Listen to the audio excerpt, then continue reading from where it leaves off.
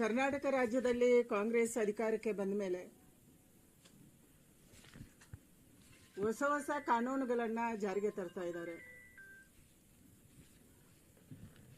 ಕರ್ನಾಟಕದಲ್ಲಿ ಮೊನ್ನೆ 30ನೇ ತಾರೀಕು SIR ಆರಂಭ ಆಯಿತು. SIRನ ಮಧ್ಯದಲ್ಲೇ PRC ಅನ್ನ ತಂದಿದ್ದಾರೆ, ಪರ್ಮನೆಂಟ್ ರೆಸಿಡೆಂಟ್ ಸರ್ಟಿಫಿಕೇಟ್. ಇದಕ್ಕೆ ಗೈಡ್ಲೈನ್ಸ್ ಅನ್ನು ಕೂಡ 2 ದಿನದ ಹಿಂದೆ ಇಶ್ಯೂ ಮಾಡಿದ್ದಾರೆ. Operational framework for facilitation and time bound assurance of permanent residence certificates ಅಂತ ಹೇಳಿ ಮಾಡಿದ್ದಾರೆ. ಅಂದರೆ ಶಾಶ್ವತ ನಿವಾಸ ಪ್ರಮಾಣ ಪತ್ರ, ಸುಗಮ ಮತ್ತು ಕಾಲಬದ್ಧ ವಿತರಣೆಗೆ ಸರ್ಕಾರಿ ಪ್ರಮಾಣ ಪತ್ರಗಳು ಮತ್ತು ನಾಗರಿಕ ಸೇವೆಗಳ ವಿತರಣೆಗೆ ಕಾರ್ಯಾಚರಣಾ ಚೌಕಟ್ಟು. ಈ ಹೊಸ ಪ್ರಮಾಣ ಪತ್ರ ಎಲ್ಲಿಂದ ಬಂತು? ಭಾರತದ ಸಂವಿಧಾನ ಆರ್ಟಿಕಲ್ 14ರ ಅಡಿಯಲ್ಲಿ ಭಾರತದಲ್ಲಿ ಭಾರತೀಯರಿಗೆ ಒಂದು ದೇಶ ಒಂದು ಪೌರತ್ವ ಇದೆ. ಈ ಒಂದು ದೇಶ ಒಂದು ಪೌರತ್ವಕ್ಕೆ ವಿರೋಧಾಭಾಸವಾಗಿ ಇವತ್ತು ಪರ್ಮನೆಂಟ್ ರೆಸಿಡೆನ್ಸ್ ಸರ್ಟಿಫಿಕೇಟ್ಸ್ ಅನ್ನ ಕರ್ನಾಟಕ ರಾಜ್ಯದಲ್ಲಿ ವಿತರಣೆ ಮಾಡೋಕ್ಕೆ ಕಾಂಗ್ರೆಸ್ ಹೊರಟಿದೆ. ನಮ್ಮ ದೇಶದಲ್ಲಿ ಪೌರತ್ವ ನೀಡಕ್ಕೆ ಅಧಿಕಾರ ಇರುವಂತದ್ದು ಕೇವಲ ಕೇಂದ್ರ ಸರ್ಕಾರಕ್ಕೆ ಮಾತ್ರ. ಕೇಂದ್ರ ಸರ್ಕಾರಕ್ಕೆ ಸಿಟಿಸನ್ಶಿಪ್ ಕೊಡೋದಕ್ಕೆ, ಅಂದ್ರೆ ನಾಗರಿಕತೆ ಪ್ರಮಾಣ ಪತ್ರ, ಫಾರಿನರ್ಸ್ ಯಾರು ಇವರು ಹೌದೋ ಅಲ್ವಾ ಅನ್ನುವಂಥದ್ದನ್ನು ಕೊಡೋದಕ್ಕೆ, ವಲಸೆ ಸರ್ಟಿಫಿಕೇಟ್ ಕೊಡೋದಕ್ಕೆ, ಅಂದ್ರೆ ಇಮಿಗ್ರೇಷನ್ ಸರ್ಟಿಫಿಕೇಟ್ ಕೊಡೋದಕ್ಕೆ, ಇದೆಲ್ಲವನ್ನ ಇಂಟರ್ನಲ್ ಸೆಕ್ಯೂರಿಟಿಯ ಆಧಾರದಲ್ಲಿ, ಅಂದ್ರೆ ಆಂತರಿಕ ಭದ್ರತೆಯ ಆಧಾರದಲ್ಲಿ ಕೇಂದ್ರ ಸರ್ಕಾರ ಮಾಡುತ್ತೆ. ನಮ್ಮ ಸಂವಿಧಾನ ಕೂಡ ಇದನ್ನೇ ಹೇಳಿದೆ, ಒಂದು ನಾಗರಿಕರಿಗೆ ಒಂದು ಪೌರತ್ವ ಇರಬೇಕು. ಆದ್ರೆ ಕರ್ನಾಟಕದಲ್ಲಿ ಇವತ್ತು ಪರ್ಮನೆಂಟ್ ರೆಸಿಡೆನ್ಸ್ ಸರ್ಟಿಫಿಕೇಟ್ ಅನ್ನ ಯಾಕೆ ಕೊಡಕ್ಕೆ ಹೊರಟಿದ್ದಾರೆ? ಇದರ ಹಿಂದಿರುವಂತಹ ಷಡ್ಯಂತ್ರ ಏನು, ಉದ್ದೇಶ ಏನು ಸರ್ಕಾರದ್ದು? SIR ಅನ್ನ ಹಳ್ಳ ಹಿಡಿಸುವಂತ ಕೆಲಸ ನಡೀತಾ ಇದೆ. ನಾವು SIR ಅಲ್ಲಿ ಲೋಪಗಳನ್ನ ಕೇಂದ್ರ ಚುನಾವಣಾ ಆಯೋಗದ ಗಮನಕ್ಕೆ ಕೂಡ ತಂದ್ವಿ. ಒಂದೇ ಕಡೆ ಮಸೀದಿಗಳಲ್ಲಿ, ಮದ್ರಾಸಗಳಲ್ಲಿ, ಶಾಲೆಗಳಲ್ಲಿ ಕೂತ್ಕೊಂಡು ಎನ್ಯುಮರೇಷನ್ ಫಾರ್ಮ್ ಅನ್ನ ಕೊಡ್ತಾ ಇದ್ದಾರೆ, ತುಂಬ್ತಾ ಇದ್ದಾರೆ ಅನ್ನುವಂತ ಗಮನಕ್ಕೆ ತಂದ್ವಿ. ಮನೆ ಮನೆಗೆ ಹೋಗ್ತಾ ಇಲ್ಲ ಅನ್ನುವಂತ ಗಮನಕ್ಕೆ ತಂದ್ವಿ. ಇದೆಲ್ಲ ಆದ ತಕ್ಷಣ ಕಾಂಗ್ರೆಸ್ ಸರ್ಕಾರಕ್ಕೆ ನೆನಪಾಯಿತು, ಯಾರು ಅಕ್ರಮ ವಲಸಿಗರು ಈ ರಾಜ್ಯದಲ್ಲಿ ಬಂದು ಸೇರ್ಕೊಂಡಿದ್ದಾರೆ ಅವರನ್ನೇ ಹೇಗೆ ಬಚಾವ್ ಮಾಡೋದು, ಅವರನ್ನು ವೋಟರ್ ಲಿಸ್ಟ್ಗೆ ಹೇಗೆ ಸೇರಿಸೋದು, ಅವರಿಗೆ ಸೌಲಭ್ಯಗಳನ್ನು ಹೇಗೆ ಕೊಡೋದು? ಅವರಿಗೆ ಸೌಲಭ್ಯಗಳನ್ನ ಕೊಡೋದಕ್ಕಾಗಿ, ಅವರನ್ನೇ ವೋಟರ್ ಲಿಸ್ಟ್ಗೆ ಸೇರಿಸೋದಕ್ಕಾಗಿ ಈ ಪರ್ಮನೆಂಟ್ ರೆಸಿಡೆನ್ಸ್ ಸರ್ಟಿಫಿಕೇಟ್ ಹೊಸದಾಗಿ ಇವರು ಆಲೋಚನೆ ಮಾಡಿದ್ದಾರೆ. ಕೇವಲ ಆಲೋಚನೆಗೆ ನಿಂತಿದ್ರೆ ಓಕೆ ಇತ್ತು. ಆದ್ರೆ 2 ದಿನದ ಹಿಂದೆ ಇದಕ್ಕೆ ಅಧಿಸೂಚನೆಯನ್ನು ಕೂಡ ಹೊರಡಿಸಿದ್ದಾರೆ. ಈ ಅಧಿಸೂಚನೆ ನಮ್ಮ ಸಂವಿಧಾನ ವಿರೋಧಿ ಇದೆ, ಕಾನೂನಿ ವಿರೋಧಿ ಇದೆ, ಭಾರತದ ಆಂತರಿಕ ಭದ್ರತೆಗೆ ಒಂದು ದೊಡ್ಡ ಸವಾಲಾಗಿದೆ.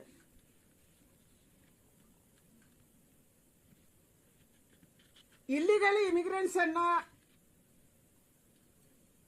ಇವತ್ತು ಕಾನೂನುಬದ್ಧಗೊಳಿಸುವುದಕ್ಕಾಗಿ PRC ಅನ್ನ ರಾಜ್ಯ ಸರ್ಕಾರ ಮಾಡಿದೆ. ಆಶ್ಚರ್ಯ ಅಂದ್ರೆ ಈ PRC ಯಾರು ಮಾಡಬಹುದು? ಯಾರು ಪರ್ಮನೆಂಟ್ ರೆಸಿಡೆನ್ಸ್ ಸರ್ಟಿಫಿಕೇಟ್ ಯಾರು ಕೊಡಬಹುದು? ಅದು ಒಬ್ಬ DC ಅಲ್ಲ. ಅವರು ಮಾಡಿರುವಂತ ಕಾನೂನಿನಲ್ಲಿ ಒಬ್ಬ RI ರೆವೆನ್ಯೂ ಇನ್ಸ್ಪೆಕ್ಟರ್ ಕೂಡ ಅದಕ್ಕೆ ಸರ್ಟಿಫೈ ಮಾಡಬಹುದು. ಎಲ್ಲಿ ಕೊಡಬಹುದು? ಬೆಂಗಳೂರು 1ನಲ್ಲಿ ಅಪ್ಲಿಕೇಶನ್ ತಗೋಬಹುದು, ಅಟಲ್ ಕೇಂದ್ರದಲ್ಲಿ ಅಪ್ಲಿಕೇಶನ್ ತಗೋಬಹುದು, ಎಲ್ಲಿ ಕೂಡ ಅಪ್ಲಿಕೇಶನ್ ತಗೋಬಹುದು. ಅವರಿಗೆ RI ಸರ್ಟಿಫೈ ಮಾಡಿದ್ರೆ ಸಾಕು. ಇವತ್ತು SIR ನಡೆದ ಮೇಲೆ ನಮಗೆ ಗೊತ್ತಾಗಿರುವಂತದ್ದು ಇದೇ ರೀತಿಯ ಸರ್ಟಿಫಿಕೇಟ್ ಅನ್ನು ಕೊಡೋದಕ್ಕೆ 50 ರೂಪಾಯಿ ಕೊಟ್ಟು ಕೂಡ BLOಗಳು ಸರ್ಟಿಫೈ ಮಾಡ್ತಾ ಇದ್ದಾರೆ ಅಂತ ಹೇಳಿ ನಮ್ಮ ಹತ್ರ ವಿಡಿಯೋ ಇದೆ. ನಿನ್ನೆ ಮೈಸೂರಿನಲ್ಲಿ ಎನ್ಯುಮರೇಷನ್ ಫಾರ್ಮ್ ಕೊಡೋದಕ್ಕೆ ತುಂಬೋದಕ್ಕೆ 50 ರೂಪಾಯಿಯನ್ನ ಕಲೆಕ್ಟ್ ಮಾಡ್ತಿದ್ದಾರೆ. ವಿಡಿಯೋದಲ್ಲಿ ಹೇಳ್ತಾ ಇದ್ದಾರೆ 50 ರೂಪಾಯಿ ಕೊಡಬೇಕು ಅಂತ ಹೇಳಿ. ಅಂದ್ರೆ ಕರ್ನಾಟಕದಲ್ಲಿ ಈ PRC ದುರುಪಯೋಗ ಆಗೋಲ್ಲ ಅನ್ನೋದಕ್ಕೆ ಖಾತ್ರಿ ಯಾರು ಖಾತ್ರಿ ಮಾಡ್ತಾರೆ?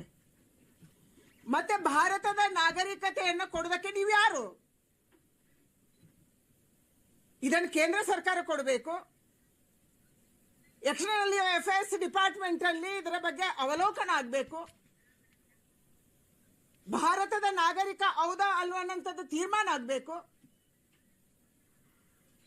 ನೀವು ಭಾರತದ ಸಂವಿಧಾನವನ್ನು ಹಿಡ್ಕೊಂಡು ಹೋಗ್ತೀರಿ ಎಲ್ಲ ಕಡೆ. ರಾಹುಲ್ ಗಾಂಧಿ ಅವರ ಕೈಯಲ್ಲಿ ಭಾರತದ ಸಂವಿಧಾನ, DK ಶಿವಕುಮಾರ್ ಕೈಯಲ್ಲಿ ಕೂಡ ಭಾರತದ ಸಂವಿಧಾನ, ಪ್ರಮಾಣ ವಚನ ಸ್ವೀಕಾರ ಮಾಡುವಾಗಲೂ ಭಾರತದ ಸಂವಿಧಾನ. ಒಳಗೆ ಖಾಲಿ ಇದ್ರೂ ಅಡ್ಲಿಲ್ಲ, ಯಾಕಂದ್ರೆ ನಿಮ್ ತಲೆನೂ ಖಾಲಿ ಇದೆ. ತಲೆ ಇದ್ದಿದ್ರೆ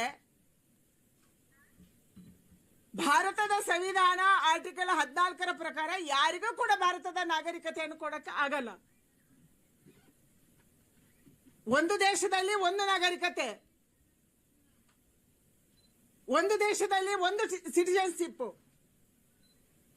ಅಂದ್ರೆ ನೀವು ಪೌರತ್ವದ ಇಡೀ ವ್ಯವಸ್ಥೆಯನ್ನು ಹಾಳು ಮಾಡಕ್ಕೆ ರಾಜ್ಯ ಸರ್ಕಾರ ಹೊರಟಿದೆ. ನಿಮ್ಮ ಉದ್ದೇಶ ಒಂದೇ, ನಿಮ್ಗೆ ವೋಟ್ ಬ್ಯಾಂಕ್. SIR ನಡೀತಾ ಇರುವಾಗಲೇ ಇದನ್ನು ಮಾಡಿರುವಂತ ಉದ್ದೇಶನೇ ಯಾವ ಇಲ್ಲಿಗಲ್ ವೋಟರ್ಸ್ ಅನ್ನ ನೀವು ಬಾಂಗ್ಲಾದೇಶದಿಂದ ವೆಸ್ಟ್ ಬೆಂಗಾಲ್ ಮೂಲಕ ಕರ್ಕೊಂಡು ಬಂದಿದ್ರಿ ಇಷ್ಟು ವರ್ಷಗಳ ಕಾಲ, ಕಳೆದ 20-25 ವರ್ಷಗಳ ಕಾಲ, ಅವರನ್ನ ಈ ರಾಜ್ಯದ ನಾಗರಿಕರು, ಈ ದೇಶದ ನಾಗರಿಕರು ಮಾಡಕ್ಕೆ ನೀವು ಹೊರಟಿದ್ದೀರಿ. ಅವರಿಗೆ ಪೌರತ್ವ ಕೊಡಕ್ಕೆ ಹೊರಟಿದ್ದೀರಿ.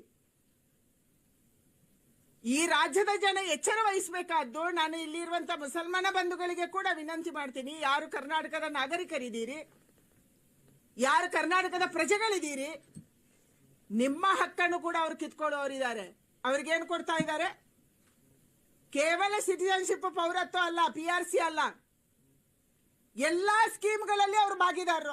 ಅವರು ಮುಂದಿನ ಎಲ್ಲಾ ಸ್ಕೀಮ್ ಅಲ್ಲಿ ಕೂಡ ಅವರಿಗೆ ವಿದ್ಯಾರ್ಥಿ ವೇತನ ಸಿಗುತ್ತೆ, ನಿಮ್ಮಲ್ಲೇ ಶೇರ್ ತಗೊಳ್ತಾರೆ. ಅವರಿಗೆ ಬೇರೆ ಬೇರೆ ಸ್ಕೀಮ್ ಅಲ್ಲಿ, ಅದು ಭಾಗ್ಯಲಕ್ಷ್ಮಿ ಇರ್ಬೋದು, ಅದು ಗೃಹಲಕ್ಷ್ಮಿ ಇರ್ಬೋದು, ಅದು ಯಾವುದೇ ಇರ್ಬೋದು, ಹಾಸ್ಟೆಲ್ಗಳಿರ್ಬೋದು, ಇದನ್ನು ಕೂಡ ಅವರ ಜೊತೆ ಶೇರ್ ಮಾಡೋದಕ್ಕೆ ಈ ಸರ್ಕಾರ ಇವತ್ತು ಮುಂದೆ ಬಂದಿದೆ. ಅಂದ್ರೆ ಕರ್ನಾಟಕ ರಾಜ್ಯದ ಸರ್ಕಾರದ ಕಾಂಗ್ರೆಸ್ಸಿನ ಉದ್ದೇಶ ಇಲ್ಲೀಗಲ್ಗಳನ್ನ ಲೀಗಲೈಸ್ ಮಾಡೋದು. ಇದು ನಿಮ್ಮ ಉದ್ದೇಶ ಇದೆ.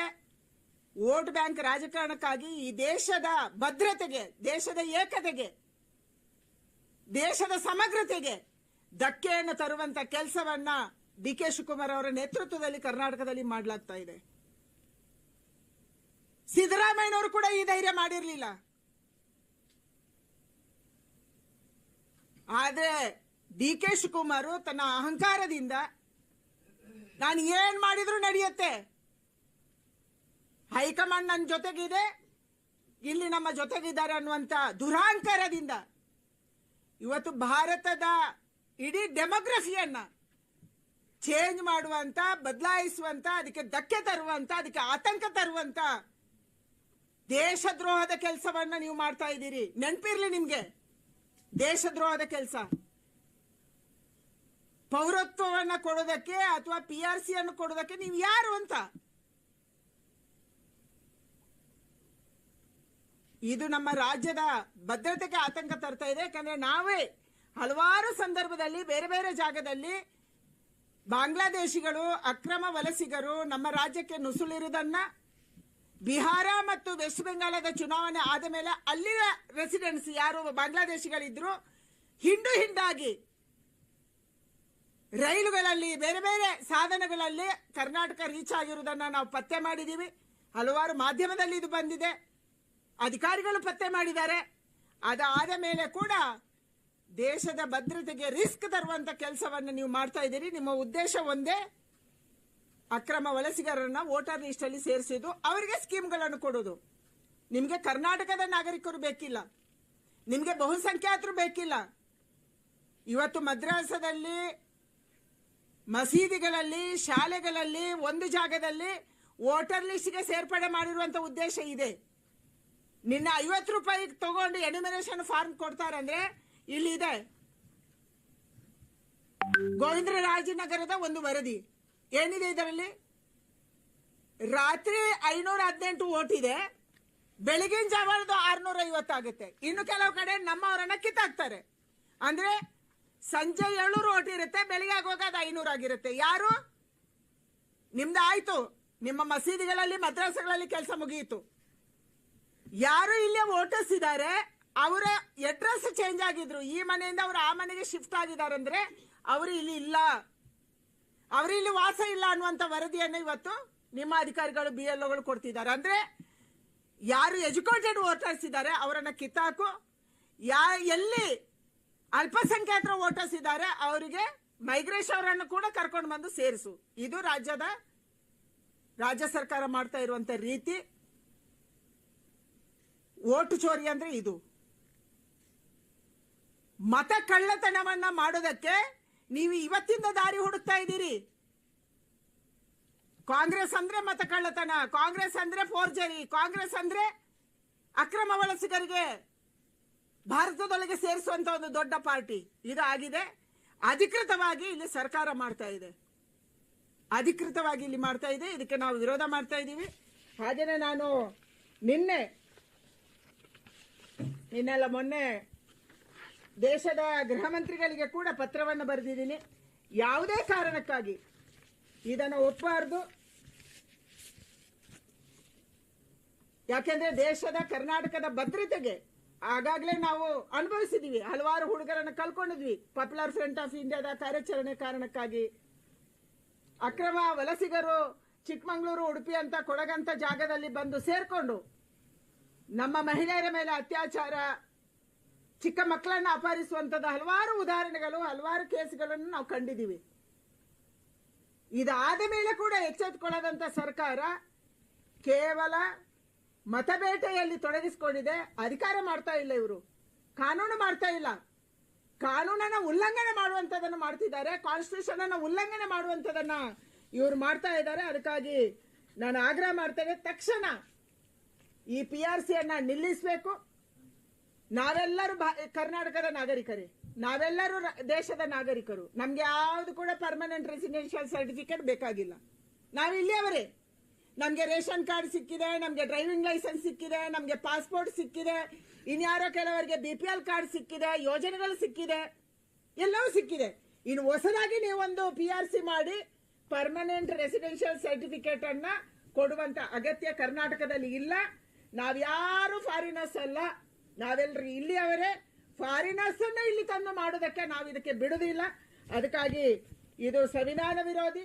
ಸಂಸತ್ತಲ್ಲಿ ಯಾವುದೇ ಇದಕ್ಕೆ ಕಾನೂನಾಗಿಲ್ಲ, ಸಂವಿಧಾನದಲ್ಲಿ ಯಾವುದೇ ಇದಕ್ಕೆ ಅವಕಾಶ ಇಲ್ಲ. ಅದಕ್ಕಾಗಿ ನಾನು ಆಗ್ರಹ ಮಾಡ್ತಾ ಇದ್ದೀನಿ, ತಕ್ಷಣ ಇದನ್ನು ನಿಲ್ಲಿಸಬೇಕು. ಇಲ್ಲದೆ ಹೋದ್ರೆ ಇವತ್ತು ಉದ್ಯೋಗದಲ್ಲಿ ಅವಕಾಶ ಅವರಿಗೆ ಕೊಡಲಾಗುತ್ತೆ ಅಂತ ಇದರಲ್ಲಿದೆ. ನಾನು ನಿಮ್ಗೆ ಅದನ್ನ ಶೇರ್ ಮಾಡ್ತೀನಿ. ಏನು ಕಾನೂನನ್ನು ಇವರು ಮಾಡಿದ್ದಾರೆ, ಯಾವುದು ರೂಲ್ಸ್ ಅನ್ನು ಬಿಡುಗಡೆ ಮಾಡಿದ್ದಾರೆ, ನಾನು ಶೇರ್ ಮಾಡ್ತೀನಿ.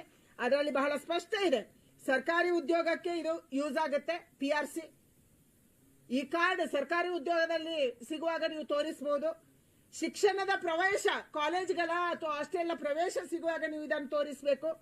ವಿದ್ಯಾರ್ಥಿ ವೇತನ ಪಡೆಯುವಾಗ ಇದನ್ನು ತೋರಿಸಬೇಕು. ಬೇರೆ ಬೇರೆ ಸ್ಕೀಮ್ಗಳಿಗೆ, ಯೋಜನೆಗಳಿಗೆ ಇದನ್ನು ತೋರಿಸಬೇಕು. ಸರ್ಕಾರಿ ಸೌಲಭ್ಯ ಪಡೆಯೋದಕ್ಕೆ ಇದನ್ನು ತೋರಿಸಬೇಕು ಅನ್ನುವಂಥದ್ದನ್ನ ಬಹಳ ಸ್ಪಷ್ಟವಾಗಿ ಈ ಕಾನೂನಲ್ಲಿ ಇವತ್ತು ಉಲ್ಲೇಖ ಮಾಡಿದ್ದಾರೆ. ಇದಕ್ಕೆ ನಮ್ದು ವಿರೋಧ ಇದೆ. ನೀವು ಹೊಸ ಯಾವುದೇ ಸರ್ಟಿಫಿಕೇಟ್ ಕೊಡುವಂತ ಅಗತ್ಯ ಇಲ್ಲ. ಭಾರತದ ನಾಗರಿಕರು ನಾವು ಇವತ್ತು ನಿನ್ನೆ ಎಲ್ಲಿಂದೋ ಪಾಕಿಸ್ತಾನನೋ ಬಾಂಗ್ಲಾದೇಶದಿಂದ ಬಂದವರಲ್ಲ. ನಾವು ಭಾರತದಲ್ಲಿ ಹುಟ್ಟಿದವರು, ಭಾರತದಲ್ಲಿ ಬೆಳೆದವರು, ನಾವು ಕನ್ನಡಿಗರು, ನಾವು ಇಲ್ಲೇ ಇರುವವರು.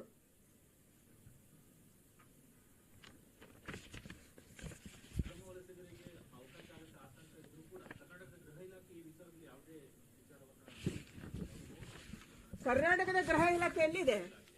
ಕರ್ನಾಟಕದ ಗೃಹ ಸಚಿವರು RSS ಸಚಿವರು, ಕರ್ನಾಟಕದ ಗೃಹ ಮಂತ್ರಿಗಳು ಒಂದು ದಿನನೂ ಕೂಡ ಕರ್ನಾಟಕದಲ್ಲಾಗುವಂತ ಅತ್ಯಾಚಾರದ ಬಗ್ಗೆ, ಕರ್ನಾಟಕದಲ್ಲಿ ಆಗುತ್ತಾ ಇರುವಂತ ಕೊಲೆ ಬಗ್ಗೆ, ಕರ್ನಾಟಕದಲ್ಲಿ ಆಗ್ತಾ ಇರುವಂತ ಏನು ಡ್ರಗ್ಸ್ ದಂಧೆ ಬಗ್ಗೆ, ಕರ್ನಾಟಕದಲ್ಲಿ ಆಗ್ತಾ ಇರುವಂತ ಅಕ್ರಮಗಳ ಬಗ್ಗೆ ಅವ್ರು ಮಾತಾಡಿಲ್ಲ. ಯಾವತ್ತು ಮಾತಾಡಿದಾರೆ ನಂಗೆ ಹೇಳಿಪ್ಪ ನೀವು? ಅವರು ಪ್ರತಿನಿತ್ಯ ಬೆಳಗ್ಗೆದ್ರೆ ಮಾತಾಡೋದು RSS ಬಗ್ಗೆ. ಅಂದ್ರೆ RSS ಬಗ್ಗೆ ಮಾತಾಡಿದ್ರೆ ಅವರು ಗೃಹ ಮಂತ್ರಿಯನ್ನ ಉಳಿಸ್ಕೋಬಹುದು, ಅವರ ಅಪ್ಪ ಕಾಂಗ್ರೆಸ್ಸಿನ ಅಧ್ಯಕ್ಷರಾಗಿ ಉಳಿಬಹುದು ಅಂತ ಅವ್ರು ಅನ್ಕೊಂಡಿದ್ದಾರೆ. ಕರ್ನಾಟಕದ ಹಿತಾಸಕ್ತಿ ಅವ್ರಿಗೆ ಬೇಕಿಲ್ಲ. ಕರ್ನಾಟಕದಲ್ಲಿ ಏನ್ ನಡೀತಿದೆ ಅನ್ನೋದನ್ನ ಅವ್ರು ಕೇಳೋಕ್ಕೂ ರೆಡಿ ಇಲ್ಲ. ಯಾವ ಜಿಲ್ಲೆಗೆ ಹೋಗಿ ಮೀಟಿಂಗ್ ಮಾಡಿದ್ದಾರೆ? ಯಾವ ಜಿಲ್ಲೆಯಲ್ಲಿ ಅತ್ಯಾಚಾರ ನಡೀತಿದೆ? ಯಾವ ಜಿಲ್ಲೆಯಲ್ಲಿ ಇವತ್ತು ಇಷ್ಟು ದರೋಡೆ ಆಗ್ತಾ ಇದೆ, ಚೈನ್ ಸ್ನ್ಯಾಚಿಂಗ್ ಆಗ್ತಾ ಇದೆ, ರಸ್ತೆಯಲ್ಲಿ ಕಾರನ್ನು ನಿಲ್ಲಿಸಿ ಹೊಡಿತಾ ಇದ್ದಾರೆ. ಮೈಸೂರಿನ ಮೇನ್ ರೋಡ್ ಅಲ್ಲಿ ಯಾರೋ ಕಾರನ್ನು ನಿಲ್ಲಿಸಿ ಚಾಕು ತೋರಿಸ್ತಾನೆ ಅಥವಾ ಏನೋ ಆಗುತ್ತೆ. ಇದು ಯಾವುದನ್ನು ಅವ್ರು ಕೇಳ್ತಾ ಇಲ್ಲ. ಪರಮೇಶ್ವರ್ ಇದ್ದಾಗ ಒಂದು ಭಾಗ ನಂಗೆ ಗೊತ್ತಿಲ್ಲ, ಅವ್ರು ಗೊತ್ತಿಲ್ಲ ಸಚಿವರಾಗಿದ್ರು, ಇವರು RSS ಸಚಿವರು. ಎರಡೇ